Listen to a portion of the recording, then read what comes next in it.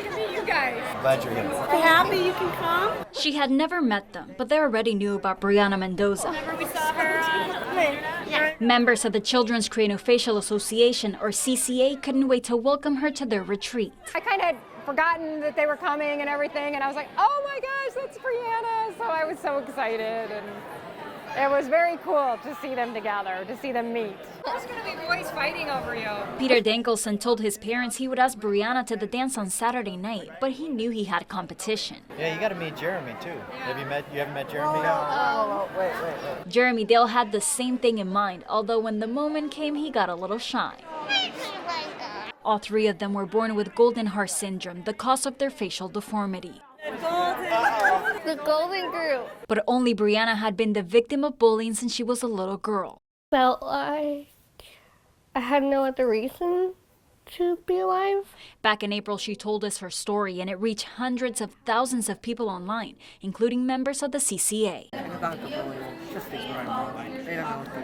I was very touched by it. I'm thinking, I can't imagine having to go through what she's gone through and not know, that there's nobody else out there like her. Frederick Seitz also has golden hair and is deaf. It bothered me. It really bothered me. He watched Breanna's story with his mom. I started to feel like, wow, this girl really needs to know that there's a whole community here that will lift her up. The CCA invited Breanna and her family to their summer retreat, all expenses paid. It's a yearly event some families refuse to miss. We feel like we're with our people. You know, it's like you've met your tribe and they get you.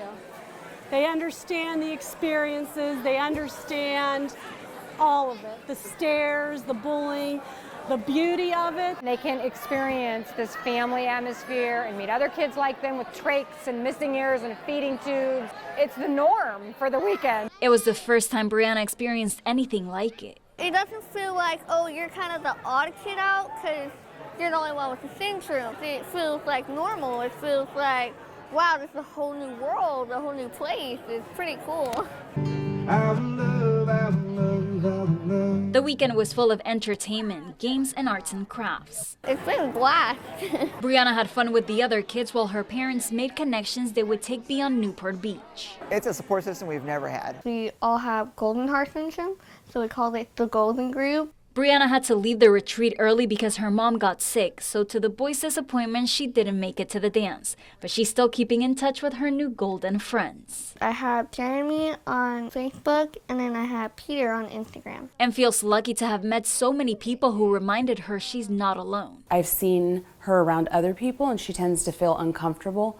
And this was the first time I got to see her fit in and just immediately be happy. I feel like I have friends now who will understand what I'm going through. Friends who are from different parts of the country, so it will be 11 more months until she gets to see them again, and she already can't wait for next summer.